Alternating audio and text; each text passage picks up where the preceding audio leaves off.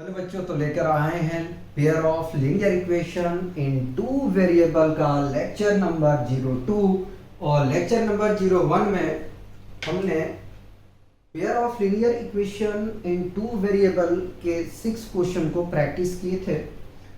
अब आइए क्वेश्चन 2 देखते हैं, जो कि बढ़िया क्वेश्चन है। तो क्वेश्चन 2 में कह रहा solve 2x plus 3y is equal to 11 and 2x minus 4y is equal to minus 24 and hence find the value of m for which y equal to mx plus 3। दो equation हमारे पास में दिया गया है, उन दोनों इक्वेशन को solve करना है और x और y की वैल्यू फाइंड आउट करनी है। जब x और y के वैल्यू आ जाएंगे तो फिर हमें जो है m की वैल्यू यहां से मिल जाएगा और हमें क्वेश्चन में भी बोला गया है कि m की वैल्यू को आप फाइंड आउट करें।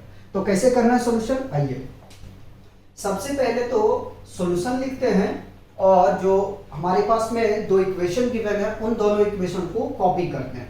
तो इक्वेशन है 2x plus 3y is equal to 11। हमने इसे इक्वेशन 1 मान लिया, ठीक है। और 2x minus 4y is equal to minus 24 है, इसे इक्वेशन 2 कहते हैं, ठीक है। इस इक्वेशन को अभी ऐसे ही रहने दो, ठीक है। पहले हम x और y की वैल्यू को फाइंड आउट करना है। मेथड क्या लगा रहे हैं, तो मेथड लगाएंगे हम सब्स्टिट्यूशन मेथड, ठीक है। तो अब क्या करें, कौन सा इक्वेशन लेके चलें, तो ऐसा करते हैं कि हम इक्वेशन 2 लेके चलते हैं, क्योंकि यहाँ पे अगर हम 2 को कॉमन ले लें तो जो माइनस 24 है उसको हम कैंसल आउट कर सकते हैं 2 से, ठीक है। तो फ्रॉम इक्वेशन 2, ठीक है, इक्वेशन 2 हमने लेके चल रहे हैं। तो 2x minus 4y is equal to minus 24। 2 को अगर हम कॉमन ले लें तो x माइनस 2y मिल जाएगा इज इक्वल टू माइनस 24, ठीक है। आप चाहे तो यहीं से एलिमिनेट कर सकते हैं 2 को, या तो इसको डिवाइड में ले जाके आप कैंसल आउट कर सकते हैं। तो x minus 2y is equal to minus 24 divided by 2। देखो मल्टीप्लाई में है, राइट पे लेके जाओगे तो डिवाइड में आएगा। 2 1 जा 2 और 2 1 जा 2, 2 2 जा 4, ठीक है। x minus 2y is equal to minus 12 आ गया। अब ऐसा करते हैं कि जो माइनस 2y है इसको हम शिफ्ट कर देते हैं राइट हैंड साइड पे। तो x is equal to minus 12 plus 2y और इसे इक्वेशन कह देते हैं 3, ठीक है। ये इक्वेशन हमारा बन गया 3। अब क्या करना है, इसकी वैल्यू को हम इक्वेशन 1 में पुट कर देते हैं, ठीक है। इक्वेशन 1 में वैल्यू को रख देते हैं। Putting the value of x in equation 1, ठीक है। इक्वेशन 1 में हम x की वैल्यू को रख रहे हैं, तो फिर सारा जो वेरिएबल होगा वो y के टर्म में मिल जाएंगे, ठीक है। तो वहां से हमें y का वैल्यू पता चल जाएगा। जब y का वैल्यू पता चल जाएगा तो हम फिर इक्वेशन 3 में रख देंगे, तो यहां से हमें x का वैल्यू पता चल जाएगा, ठीक है। तो रखते हैं 2x plus 3y is equal to 11, ठीक है। 11 2 into x के प्लेस पे क्या रखेंगे, तो माइनस 12 प्लस 2y, ठीक है, bracket close, plus 3y is equal to 11। Multiply करते तो minus 24 plus 2 2 4y is plus 3y is equal to 11, ठीक है। अब क्या करना है, अब अपने को ये करना है कि जो कांस्टेंट टर्म है उसको हम राइट हैंड साइड पे लेके चलेंगे, ठीक है। राइट हैंड साइड पे लेके चले जाएंगे और जो वेरिएबल वाला टर्म है उसको हम क्या करेंगे, ऐड कर देंगे, ठीक है। तो 4 और 3 को ऐड करेंगे तो मिल जाएगा हमें 7y is equal two plus 11। देखो इसको जब हम लेके चलेंगे, यानी कि माइनस 24 को अगर हम शिफ्ट करेंगे राइट हैंड साइड पे तो प्लस 24 हो जाएगा, प्लस 24, ठीक है। अब इसको ऐड करो, इधर भी ऐड करो, इधर भी ऐड क्या करना हो चुका है, ठीक है। तो y इज इक्वल टू, हम डिवाइड में लेके चले जाते हैं 7, ठीक, एक स्टेप बच जाएगा। जब हम 24 और 11 को ऐड करेंगे तो मिल जाएगा यहां से हमें 35, ठीक है। 7 1 जा 7, 7 5 जा 35, तो y का वैल्यू कितना आ गया, 5 आ गया, ठीक है। अब हमें y का वैल्यू जो है वो इक्वेशन 3 में रखना है, ठीक है। सीधा भी नहीं खींचा,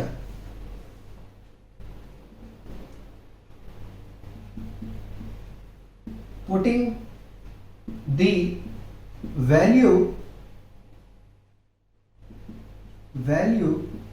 of y in equation 3, y in equation 3, ठीक है। 3 में हम रख रहे हैं, 3 में y का वैल्यू रखेंगे, ठीक है। तो 3 इक्वेशन है हमारा, x is equal to -12 plus 2y, ठीक है। x is equal to -12 plus 2 into y क्या है, देखो जरा सा, y क्या है, तो 5 है, तो यहां पे आप रखेंगे y के प्लेस पे 5। x is equal to -12 plus 5 2 जा कितना होगा भाई, 10 होगा, ठीक है। अब सब्ट्रैक्ट करो, जब सब्ट्रैक्ट करोगे तो आपको फाइनली x का वैल्यू कितना मिल जाएगा, -2, ठीक है। अभी हमने क्या किया, हमने इन दोनों इक्वेशन को सॉल्व करके x और y के जो वैल्यू है उसको हम फाइंड आउट कर चुके हैं। अब आगे में क्या करना है, अपने को m का वैल्यू निकालना है, जिसके लिए हमें इक्वेशन गिवन है, ठीक है। तो x और y का वैल्यू अगर पता ना होता तो हम m का जो वैल्यू है उसको नहीं फाइंड आउट कर सकते हैं, ठीक है। Now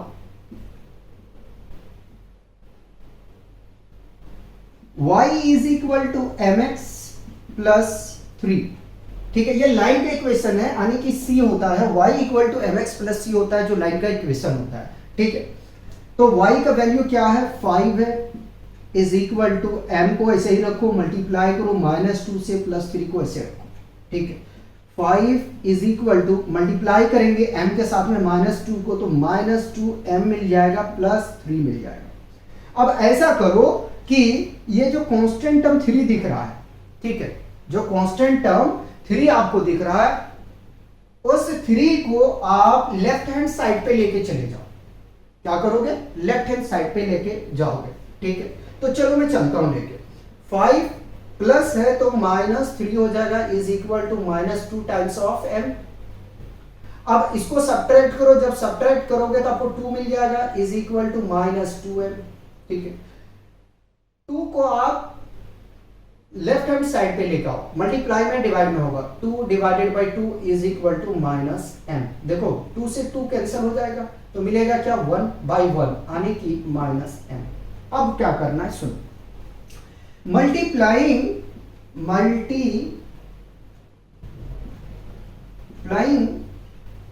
both side by negative sign, ठीक है। दोनों तरफ हम क्या करेंगे, अगर माइनस से मल्टीप्लाई कर देते हैं तो यहां जो m के पास में माइनस है वो रिमूव हो जाएगा, हट जाएगा। तो minus into 1 is equal to minus into minus m, ठीक है। तो देखो ये कुछ नहीं तो प्लस है, ठीक है। प्लस और माइनस क्या होगा, -1, और माइनस माइनस क्या होगा, प्लस m। तो m का वैल्यू अपने को निकालने के लिए बोला गया था, और m का वैल्यू कितना आया है, तो -1 आया, ठीक है। बताइए कोई कंफ्यूजन है तो, मेरे हिसाब से होना नहीं चाहिए, क्योंकि कोशिश की है कि सारे स्टेप को हम शो करें, ठीक है। तो ये m का वैल्यू आ गया। अब फाइनल स्टेटमेंट क्या लिखोगे, अब फाइनल लिखोगे hence the required value of m is -1, ठीक है। बोर्ड के हिसाब से ये क्वेश्चन बढ़िया है, इसलिए हमने इसे 5 स्टार लगा के रखे, ठीक है। क्वेश्चन को कॉपी करेंगे और क्वेश्चन हम लेंगे। क्वेश्चन 3 में हमसे कह रहा है कि form the pair of linear equation for the flowing problem and find their solution bye substitution method. Question 3 में जो हमारा प्रॉब्लम है उसको सॉल्व करना है बाय सब्स्टिट्यूशन मेथड। तो क्वेश्चन 3 का हमने फर्स्ट पार्ट कॉपी किया है, ठीक है। फर्स्ट पार्ट में हमसे क्या कह रहा है, जरा से देखिएगा, कह रहा the difference between two number is 26। दो नंबर के बीच का जो डिफरेंस है वो कितना है, 26 है, ठीक है। And one number is 3 times the other, और जो वन नंबर है वो अनदर नंबर के 3 टाइम्स है। फाइंड देम, ठीक है। अब जरा सा समझने की कोशिश कीजिएगा क्या क्वेश्चन में क्या है। कह रहा the difference between two number is 26। इस तरह के क्वेश्चन बहुत अच्छे क्वेश्चन होते हैं, ठीक है। दो नंबर का जो डिफरेंस है वो कितना है, 26 है। एंड और one number is 3 times the other, और जो वन नंबर है वो अनदर नंबर के 3 गुनी है, ठीक है। तो फाइंड कर, ठीक है। आइए जरा सा देखें। देखिए सबसे पहले अपने पास में नंबर नहीं पता है, तो क्या करना पड़ेगा कि नंबर को सबसे पहले हमें मानना चाहिए, ठीक है। मर्जी आपका फर्स्ट नंबर सेकंड नंबर करके कर सकते हैं, वन नंबर अनदर नंबर करके आप कंसीडरेशन कर सकते हैं, कोई प्रॉब्लम नहीं। सॉल्यूशन लिखते हैं और कंसीडर कर लेते हैं। Let the first number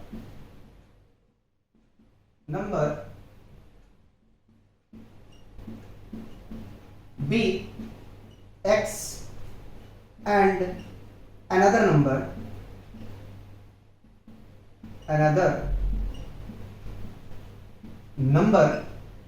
be y। हमने क्या मान लिया यहां कि फर्स्ट नंबर हमने मान लिया x है और अनदर नंबर y है, ठीक है। आप यहां चाहे तो लिख सकते हैं कि लेट द, ठीक है, one number is x, another number be y, ठीक है। तो ये कंसीडर आप कर सकते हैं, कोई प्रॉब्लम नहीं है। अकॉर्डिंग टू क्वेश्चन के हिसाब से, ठीक है, इस तरह के क्वेश्चन कैसे सॉल्व करना है वो हम स्टेप को आपको शो करके दिखाएंगे, उसी तरीके से आपको सॉल्व करना है, ठीक है।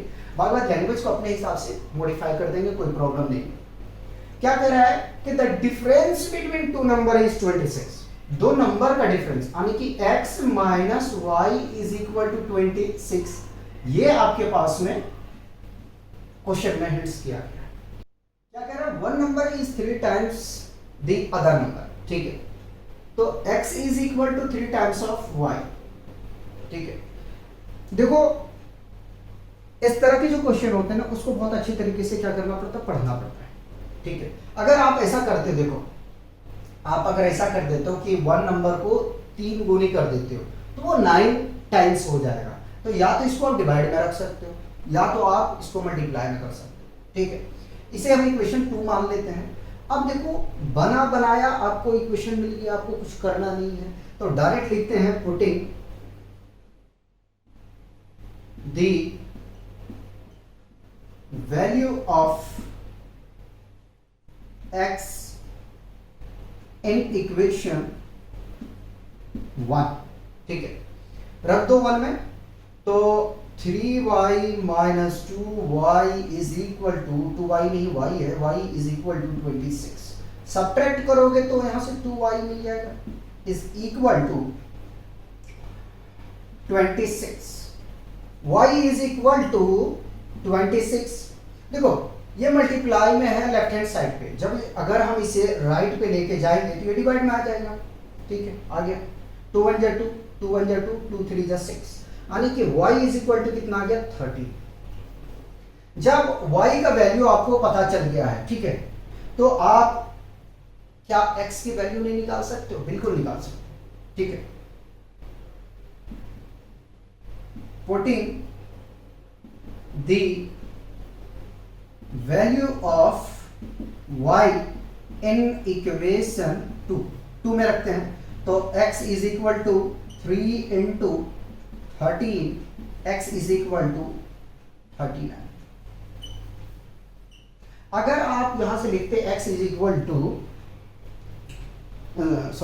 y is equal to 3x, तो y जो है वो वैल्यू कितना आता आपके पास में, x की वैल्यू निकालते तो यहां पे चेंजिंग वैल्यू आता, ठीक है। अब यहीं पे इसका सेकंड क्वेश्चन हम करा देते हैं, क्वेश्चन को नोट नहीं कर रहे हैं, ठीक है, जगह बच गया है तो सेकंड पार्ट करा देते हैं, देखिए जरा सेकंड पार्ट में क्या हमसे कह रहा है। सेकंड पार्ट में हमसे कह रहा है कि the large of to supplementary angle exceed the smaller by 18 degree, find them.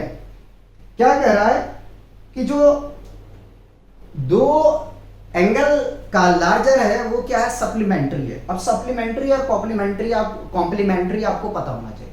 Supplementary का मतलब ये है कि दो एंगल का जो सम आपके पास में होता है, आपको पता ही है, तो वो 180 डिग्री होता है, कॉम्प्लीमेंट्री 90 डिग्री का होता है। तो सबसे पहले हम क्या करें, मान लेते हैं, ठीक है। अगर बोलेंगे तो क्वेश्चन लिख ही देंगे, लेकिन टाइम आपका चला जाएगा, ठीक है। तो सॉल्यूशन करते हैं। मान लेते हैं let the larger angle be x degree and smaller angle be y degree, ठीक है। यह भी क्वेश्चन बोर्ड के हिसाब से अच्छा, जो अच्छा होगा उसको हम स्टार लगाते जाएंगे, ठीक है। क्या कह रहा है, कह रहा कि the larger of to supplementary angle exceed the smaller by 18 degree, find them, ठीक है। तो हमें पता है, अकॉर्डिंग टू क्वेश्चन लिखते हैं तो पता चलेगा, ठीक है। अकॉर्डिंग टू क्वेश्चन, ठीक, दो एंगल का जो सप्लीमेंट्री है वो गिवन है और पता भी है कि 180 डिग्री होता है, ठीक है। तो x plus y is equal to 180 degree, ठीक है। आगे में कह रहा है जो स्मॉलर एंगल है वो एक्सीड हो रहा है, एक्सीड का मतलब होता है बढ़ना, 18 डिग्री, ठीक है। तो x is equal to y plus 18 degree, ठीक है। यह एंगल एक्सीड, ठीक है। यहां पे भी देखिए इक्वेशन आपका बना हुआ है, कुछ भी आपको नहीं करना है, ये भी क्वेश्चन इजी है। अब क्या करें, अगर हम x की वैल्यू रख दें इक्वेशन 1 में तो अपना काम बन जाएगा, ठीक है। लिखते हैं पुटिंग द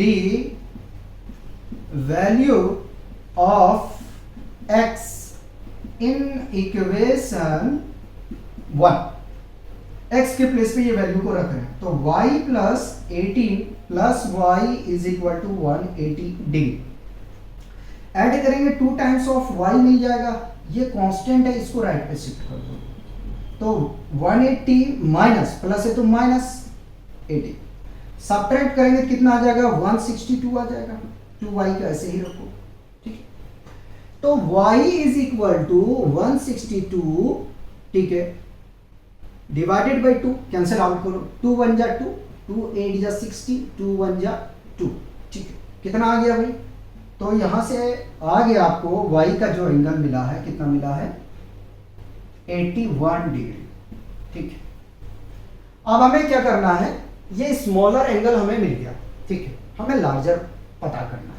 अगर हम y की वैल्यू इक्वेशन 2 में रखते हैं तो क्या हमें यहां से ग्रेटर या लार्जर एंगल मिल जाएगा, ठीक है। Putting the value of y in equation 2, equation 2 में रख देते हैं, तो x is equal to y plus 18 degree, तो x is equal to y कितना है 81 प्लस 18, ठीक है। ऐड करेंगे तो x is equal to 99 degree. अब जरा चेक करो कि 18 ज्यादा है या नहीं है, एंगल जो लार्जर है स्मॉलर से, ठीक है। क्वेश्चन को आपको बहुत अच्छे तरीके से माइंड से पढ़ना पड़ेगा, ठीक है। अगर आप यहाँ पे इंप्लीमेंट कर देते, चेंज कर देते हैं, ठीक है, कि y is equal to x plus 18 कर देते, तो यहाँ पे कुछ और वैल्यू आपको मिलता, ठीक है। सेकेंड पार्ट करा दिए हैं, ठीक है। थर्ड पार्ट में क्या कह रहा है जरा सा देख लेते हैं, ठीक है। क्रिकेट वाला क्वेश्चन है, वो टैक्सी वाला, ठीक है। चलिए इसे कॉपी कीजिए, फिर करवाते हैं। क्वेश्चन 3 का थर्ड पार्ट करते हैं, ठीक है। क्वेश्चन 3 के थर्ड पार्ट में हमसे कह रहा है the coach of a cricket team buys 7 bats and 6 ball for 3,800 rupees. एक क्रिकेट टीम के कोच ने 7 बैट और 6 बॉल खरीदे हैं जिनका कीमत उनको पे करना पड़ा है 3,800 रुपये। Later she buys 3 bats and 5 balls for 1,750 rupees. कुछ समय के बाद में 3 बैट और 5 बॉल खरीदती है तो उन्हें पेमेंट करना पड़ता है 1,750 रुपये। Find the cost of each bat and each ball. तो हमें फाइंड करना है कि एक बैट का कीमत क्या है और एक बॉल का कीमत क्या है, ठीक है। हमें कॉस्ट निकालना है एक बल्ले का और एक बॉल का, ठीक है। आइए सॉल्यूशन करते हैं। सबसे पहले तो हम मान लेते हैं कि बैट को कुछ और बॉल को कुछ, ठीक है। Let the cost of bat be X rupees, है ना, and ball be Y rupees, ठीक है, अकॉर्डिंग टू क्वेश्चन, ठीक है। तो क्वेश्चन में क्या कह रहा है जरा देखिए, 7 बैट है और 6 बॉल है, ठीक है। तो 7x plus 6y is equal to 3,800। देखो जरा, 7 बैट खरीदा, बैट को हमने x माना है और बॉल को हमने y माना है, ठीक है। तो इस तरीके से आपको मल्टीप्लाई करके और इक्वेशन बनाना, तो ये इक्वेशन 1 हो गया। आगे भी चलते हैं, ठीक है। C buys 3 bats and 5 ball, 3x plus 5y is equal to 1,750 rupees, equation 2, ठीक। इस तरह से आपको इक्वेशन फॉर्म करना है, ज्यादा कॉम्प्लिकेटेड नहीं होता है यार, बस आपको लैंग्वेज को पकड़ना है और इक्वेशन फॉर्म करना है। इक्वेशन फॉर्म करोगे उसके बाद में आप आराम से सॉल्व करके ले जाओ, ठीक है। अब अपने को क्या करना है ये जरा सा सोचिए कि कौन सा इक्वेशन को पकड़ा जाए कि आसानी से सॉल्यूशन हो जाए। तो हम इक्वेशन 2 लेके चलते हैं, ठीक है। फ्रॉम इक्वेशन 2, ठीक है, इक्वेशन 2 लेके चल रहे हैं। 3x plus 5y is equal to 1,750। 3x is equal to, इसको हम लेके जाएंगे राइट हैंड साइड पे, 1,750 माइनस 5y, ठीक है। देखो यहां जो x के पास में 3 है उसको हमें हटाना है, ठीक है, यानी कि x को हमें यूनिटी करना है, unity means 1।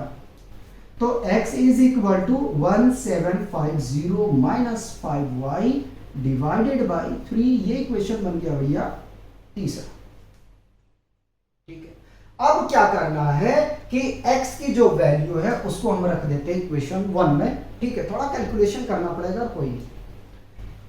Putting the value of x in equation 1 में हम x की वैल्यू रख रहे हैं 7 into 1,750 minus 5y divided by 3, ठीक है।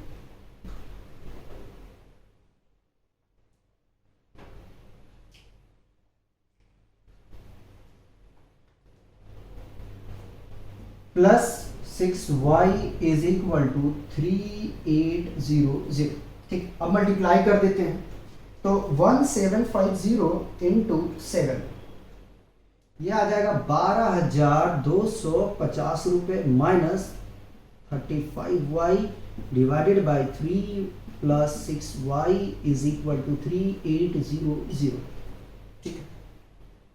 अब क्या करते हैं कि एलसीएम लेते हैं, ठीक है।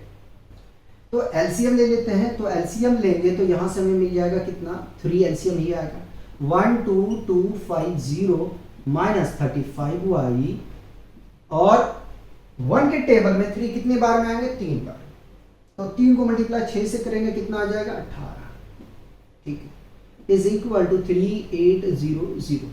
अब इस 3 को हम राइट हैंड साइड पे जब शिफ्ट करेंगे तो मल्टीप्लाई में आएगा, है ना। इन दोनों में जो कुछ हो रहा है सब्ट्रैक्ट हो रहा, सब्ट्रैक्ट करो, ऐड हो रहा, ऐड करो, तो सब्ट्रैक्ट करोगे तो -17y मिल जाएगा। और इसको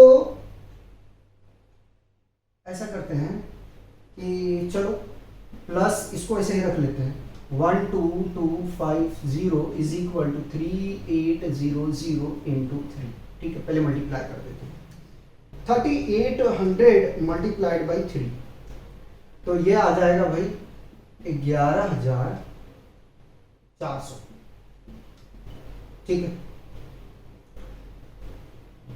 और इसको शिफ्ट कर देते हैं इधर, -12250 तो -17y, ठीक है।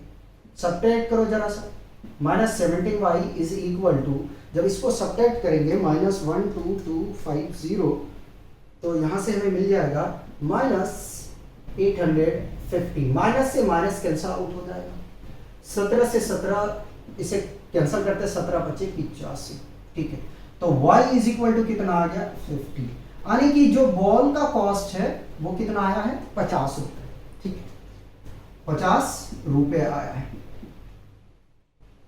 आगे में अब इसकी वैल्यू अगर हम रख दें किसमें, इक्वेशन 3 में, तो बैट का भी हमें कॉस्ट पता चल जाएगा। तो x इज इक्वल टू, लिख देता हूं यार, पुटिंग दी वैल्यू ऑफ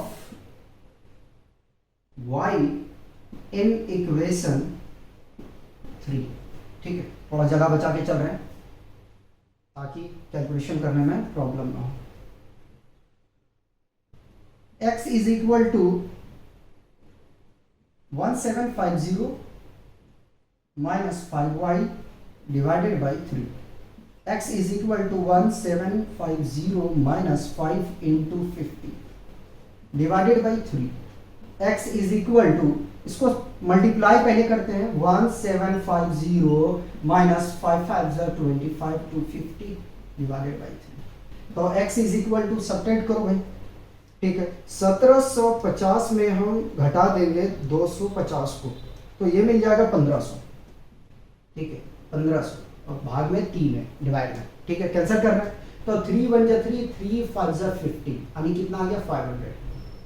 तो x का वैल्यू कितना आया, यानी कि जो बैट का कॉस्ट है वो कितना आ गया 500 रुपए, ठीक। अब यहां लिख देते हैं, hence the cost of bat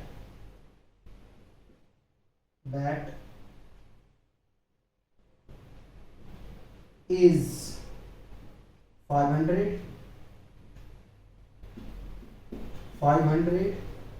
and the cost of ball is 50 rupees। ये पूरा स्टेटमेंट कंप्लीट हो गया, ठीक है। क्वेश्चन 3 का थर्ड पार्ट कंप्लीट हो गया है। अब हम फोर्थ पार्ट लगाएंगे, पहले इसे कॉपी करेंगे।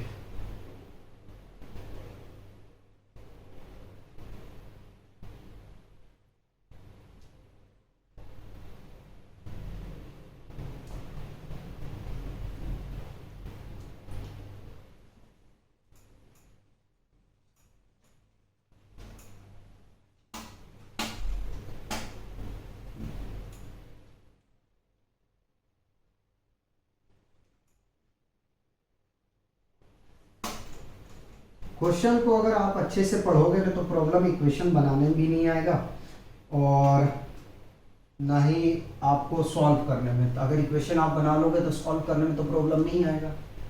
मैंने ही इक्वेशन को बनाना, समझे। और अगर इक्वेशन बनाने के लिए आप सीख जाते हो तो कोई प्रॉब्लम नहीं आएगा।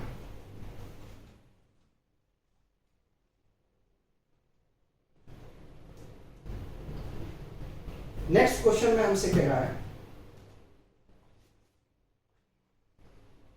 the taxi charge in a city consists of a fixed charge together with the charge for the distance covered.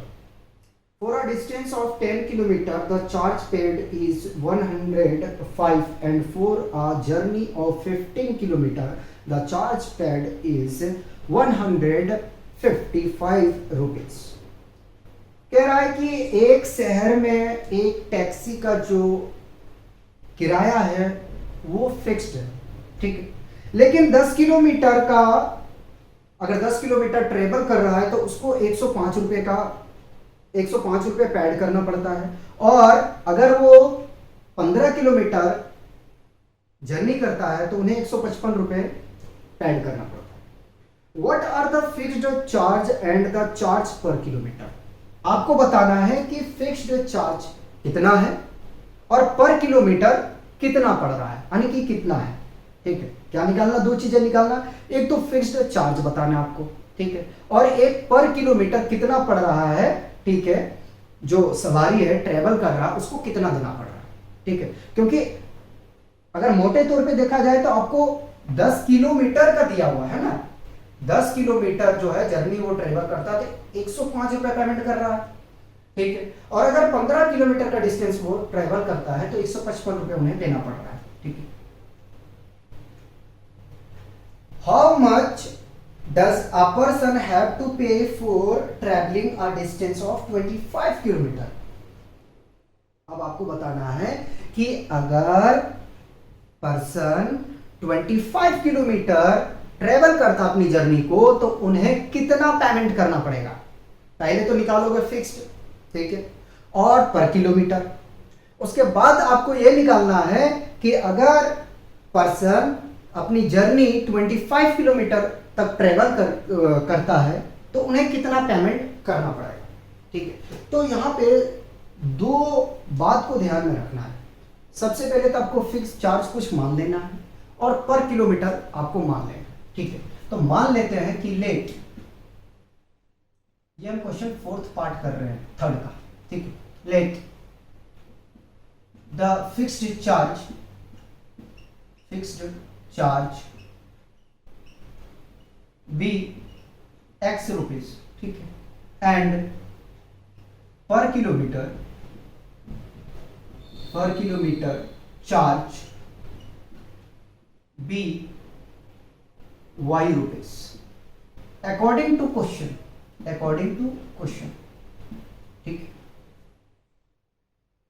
आइए क्वेश्चन में क्या कह रहा है. कह रहा है कि for a distance of 10 kilometer. ठीक है, फिक्स्ड में कुछ भी नहीं करना, x plus 10y is equal to 110 rupees. 10 kilometer का चार्ज कितना है, 105 है ना, 110 मैंने लिख दिया, वैल्यू अलग आ जाता है. ठीक है, अब आगे में चलते हैं और देखते हैं. ठीक है, अगर 15 किलोमीटर को ट्रेवल कर रहा है तो 155 रुपया देना पड़ रहा, नहीं, x plus 15y is equal to 155 equation 2. और एक चीज आपको निकालना है, क्या निकालना है, x plus 25y is equal to what. अगर 25 किलोमीटर ट्रेवल करता है तो कितना उन्हें पेमेंट करना पड़ेगा. ठीक है, तो ये बाद के बात है, पहले इन दोनों को सॉल्व किया जाए. जिस इक्वेशन को पकड़ना है आराम से आप पकड़े और सॉल्व करें. तो इक्वेशन 1 लेके चल रहे हैं, फ्रॉम इक्वेशन 1. ठीक है, इक्वेशन 1 लेके चल रहे हैं. x plus 10y is equal to 105. x is equal to 105 minus 10y. ये इक्वेशन भैया बन गया आपका तीसरा. ठीक है, अब क्या करना है कि जो 3rd इक्वेशन आया है अगर हम इसे इक्वेशन 2 में रख देते हैं तो अपना काम बन जाएगा. ठीक है, now putting the value of x in equation 2. ठीक है, इक्वेशन 2 में हम x के वैल्यू जो है वो रखेंगे. ठीक है, तो रखते हैं. तो x plus 15y is equal to 155. ठीक है, x की प्लेस पे रखेंगे 105 minus 10y plus 15y is equal to 155. अब ऐसा करो कि इसको जो है, इसको आप लेके जाए, कहाँ जाएं, राइट हैंड साइड पे, ठीक है।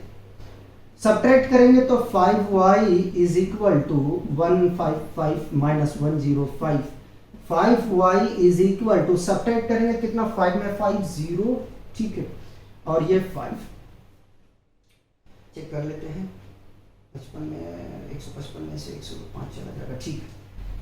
y is equal to 50, multiply है, राइट में शिफ्ट करोगे, डिवाइड में 5 1 जा 5, 5 1 जा 5, 10 आ जाएगा, ठीक है। तो y इज इक्वल टू कितना आ गया, 10 रुपीज, ठीक है। पर किलोमीटर का तो भैया कॉस्ट हमें पता चल गया यहां से, ठीक, पर किलोमीटर का कॉस्ट पता चल। अगर इसका वैल्यू हम रख दें यहां पे तो फिक्स चार्ज भी पता चल जाएगा। Now putting the value of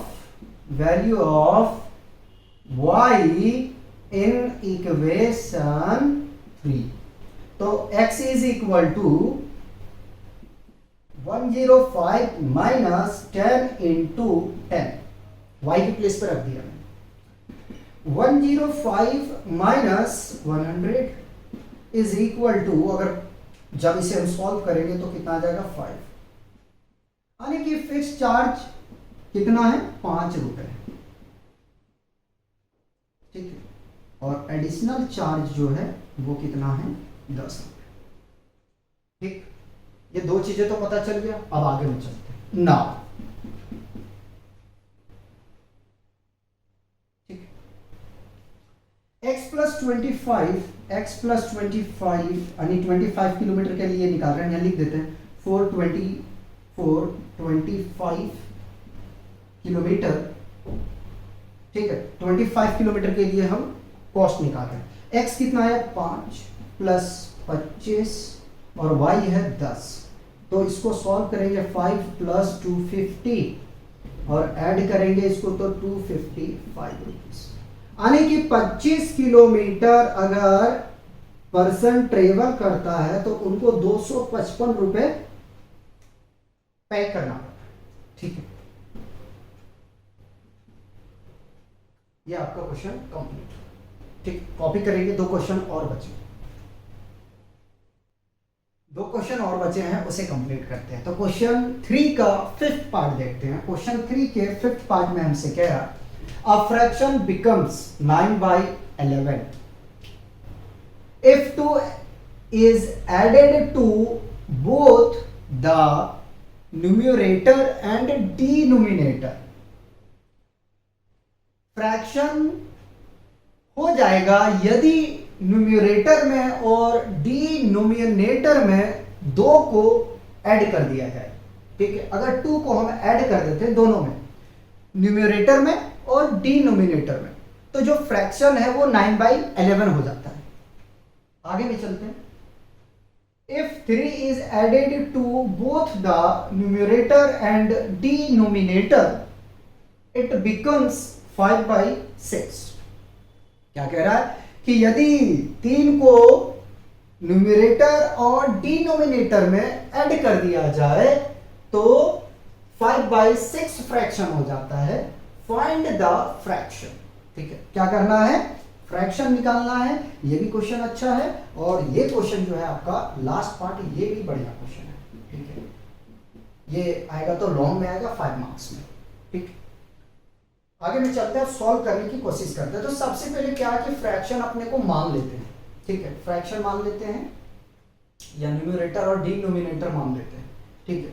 तो 5th पार्ट का हम सॉल्यूशन कर रहे हैं और हमने मान लिया, लेट द न्यूमरेटर को NR लिखूंगा, ठीक है, and numerator be x and denominator DR लिखूंगा, ठीक है। डिनोमिनेटर बी y, ठीक है। हमने न्यूमरेटर को x माना है और डिनोमिनेटर को y माना है अकॉर्डिंग टू क्वेश्चन, ठीक है। क्या क्वेश्चन में कह रहा है, पहले फ्रैक्शन बना लेते हैं, x/y होगा, ठीक है। फ्रैक्शन कितना हो जाता है तो 9/11 लिख दो इसे।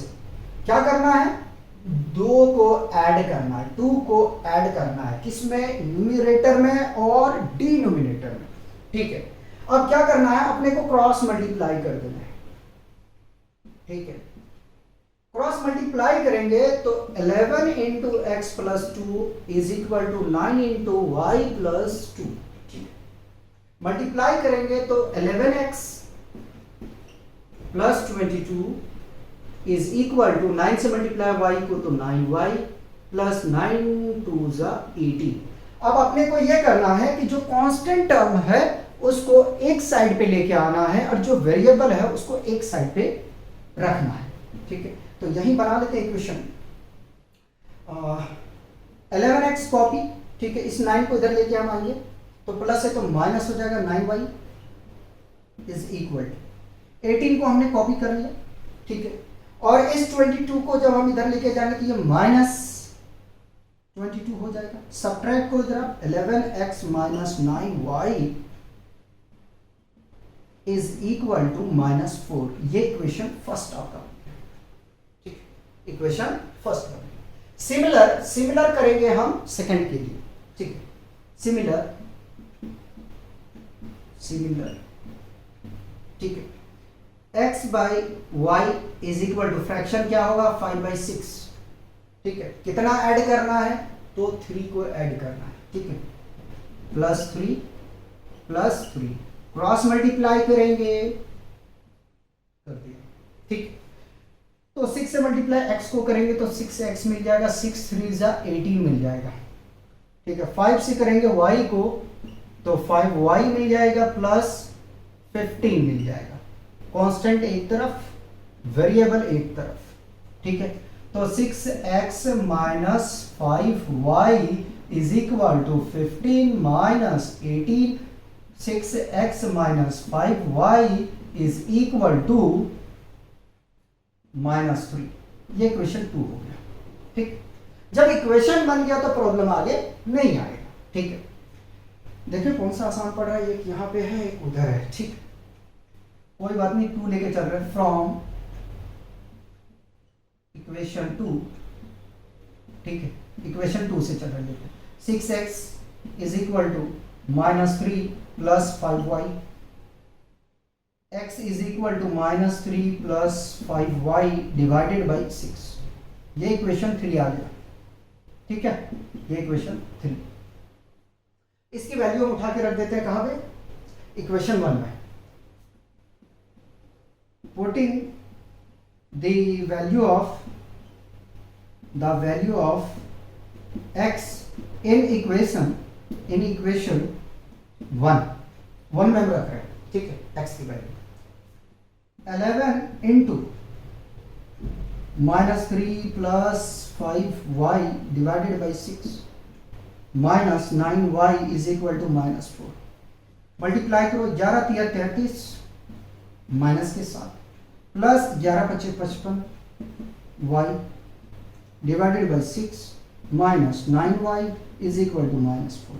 अब लेते हैं एलसीएम। एलसीएम लेंगे 1 और 6 का तो 6 आएगा। चलो 6 आ गया।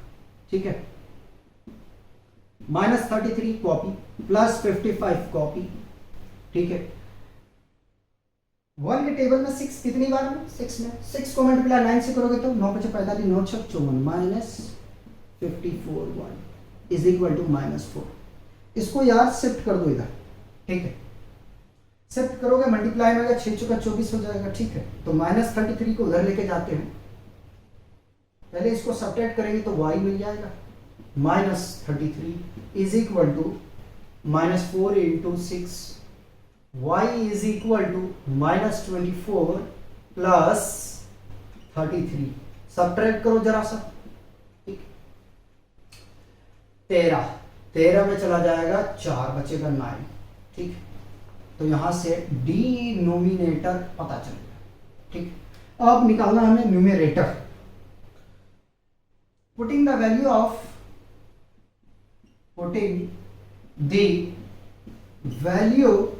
ऑफ y इन इक्वेशन 3 में रखेंगे। इक्वेशन 3 अपने पास में है, x is equal to minus 3 plus 5y divided by 6, x is equal to minus 3 plus 5 into 9 divided by 6, x is equal to minus 3 plus 9 बचे 45 by 6, x is equal to subtract करेंगे 42 by 6, 6 1 6 6 7 जा, ठीक। तो x is equal to कितना आ गया 7, numerator पता चलेगा, ठीक है। यहां दे देते हैं statement, hence the required fraction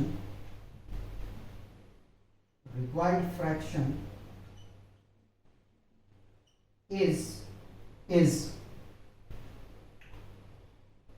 7/9, ठीक।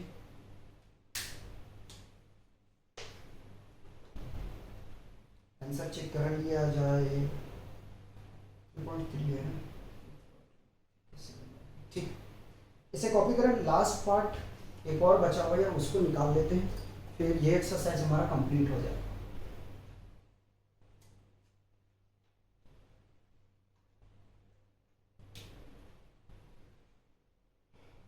मिटाया जाए,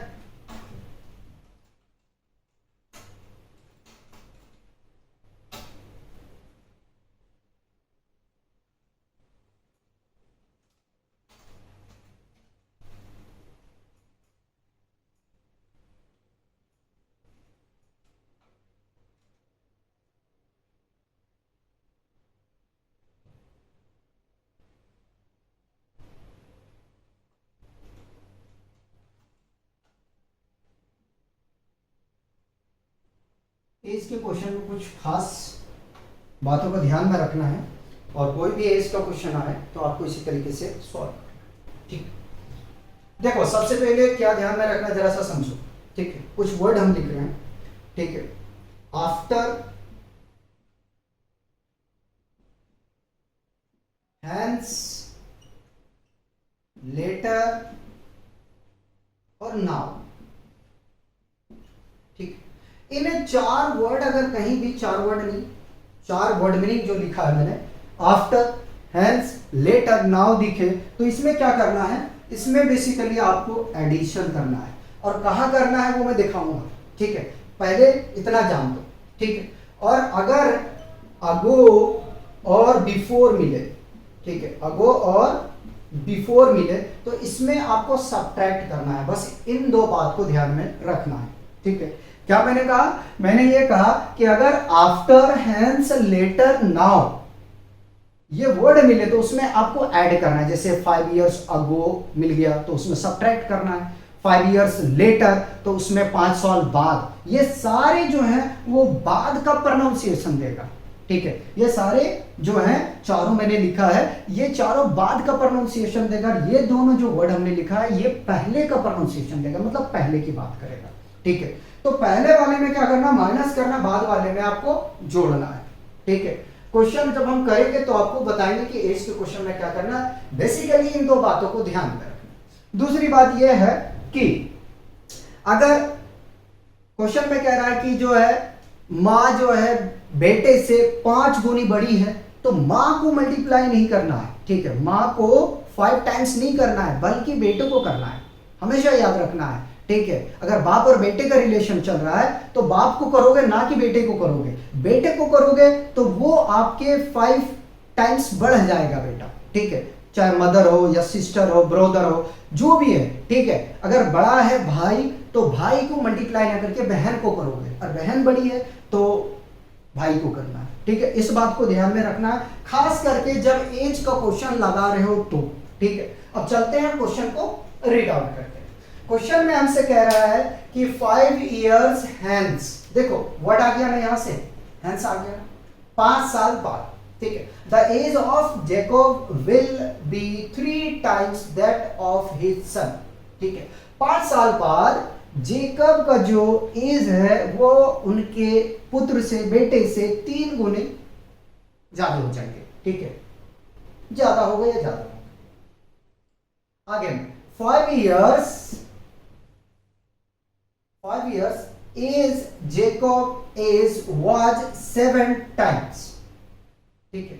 एक मिनट जरा रुकिए, हम यहां से मिला लेते हैं।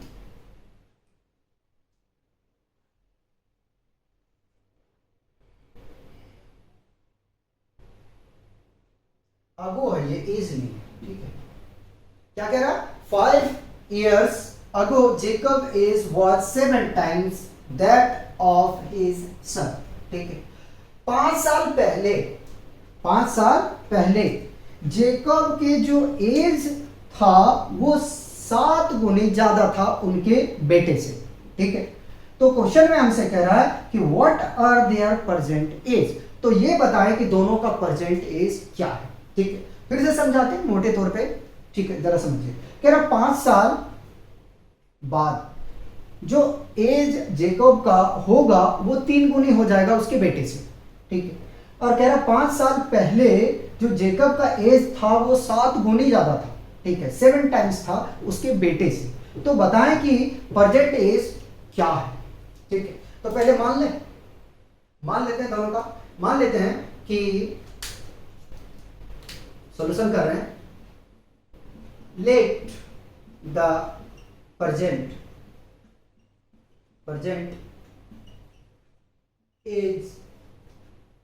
As of Jacob be x years and son is be y years, ठीक है। अकॉर्डिंग टू क्वेश्चन, ठीक, ध्यान देना। 5 years hence the age of Jacob will be 3 times, ठीक है, 5 साल बाद, ठीक है। तो x प्लस 5, हमने x किसको माना है? अच्छा रुक जाना, x माना है हमने जेकब को, ठीक है। y प्लस 5 ये लिखना है। देखो मैंने क्या कहा था, यही बात तो मैंने कहा था कि आफ्टर, हैंस, लेटर और नाउ में हम ऐड करते हैं, ठीक है। ऐसे समझो और अच्छे से समझाता हूं। एक तरफ हम जेकब को लिखते हैं, ठीक है,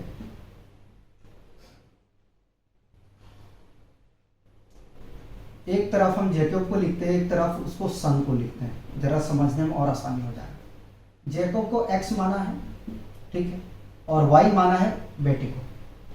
क्या मैंने कहा था कि ऐड कर रहा है इसमें, है ना। 5 years hence, hence means adding, ठीक।